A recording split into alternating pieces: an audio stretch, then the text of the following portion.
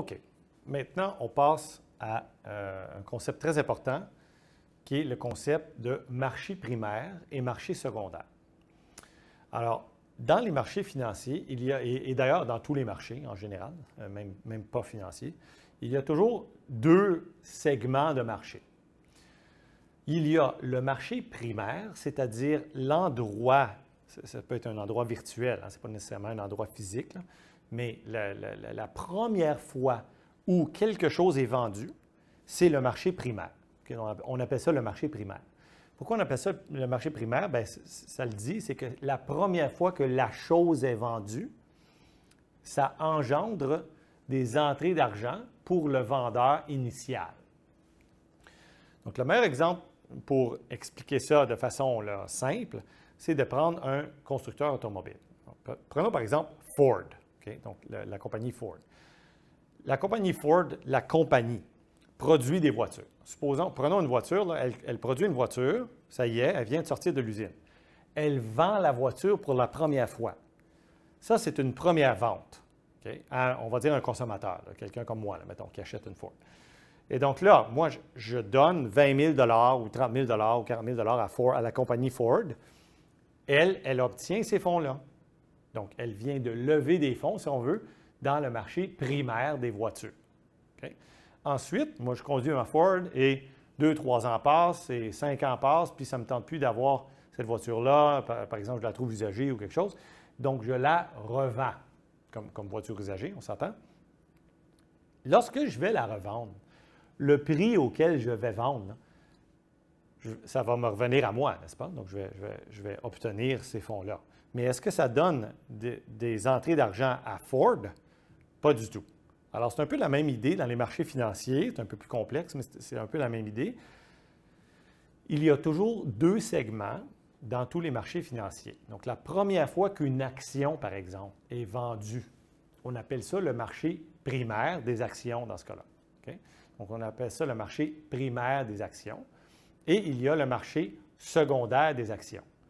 Donc, le marché primaire des actions, c'est lorsque la compagnie vend une part de propriété, qu'on appelle une action, pour la première fois.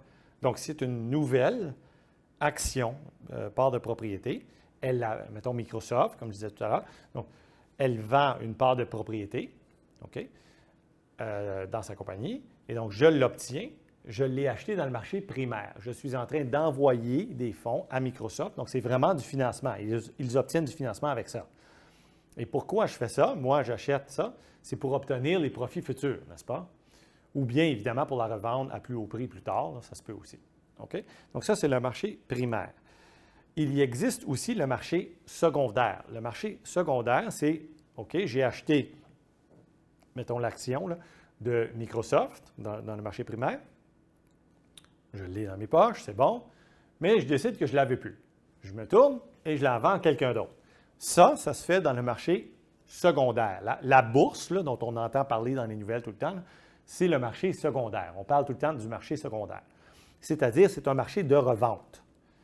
Alors, puisqu'il ne lève pas de fonds, ce marché secondaire-là, là, pour la compagnie initiale, à quoi sert-il? Il y a deux fonctions. Okay? Donc, deux fonctions. Le marché primaire dans les marchés financiers. Un, c'est que le prix moyen dans le marché secondaire, le marché de revente des actions de Microsoft, mettons, bien, on observe les prix, puis on dit « Ah, OK, là, je veux émettre des nouvelles actions dans le marché primaire. Ça doit ressembler un petit peu quand même au marché secondaire. » Donc, ça sert de valorisation, d'estimation de la valeur, ou comme on dit en anglais, de pricing. Okay? Et donc, le marché secondaire sert au pricing des actions du marché primaire. Ça, c'est la première chose, donc très important.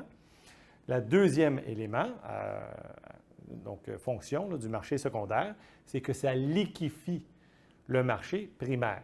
Imaginez, il n'y a pas de marché secondaire des actions. Donc, ça veut dire que si j'achète une action de, mettons, Microsoft, je suis pris avec pour toujours. Okay? Alors, ça, c'est poche. Là. Donc, là, j'y penserai deux fois avant d'acheter parce que je ne pourrais plus jamais m'en départir. Et donc, pour encourager les gens à acheter et créer de la demande, bien, on permet une revente, ce qui est d'ailleurs très, très normal. Donc, si j'achète des parts de propriété dans une compagnie dans le marché primaire, je ne suis pas pris avec pour toujours, je peux revendre. Donc, il y a toujours ces marchés-là, marché primaire, marché secondaire. Dans tous les marchés qui existent, il y a toujours ces deux segments-là de marché et ils sont très importants, évidemment, à comprendre chacun.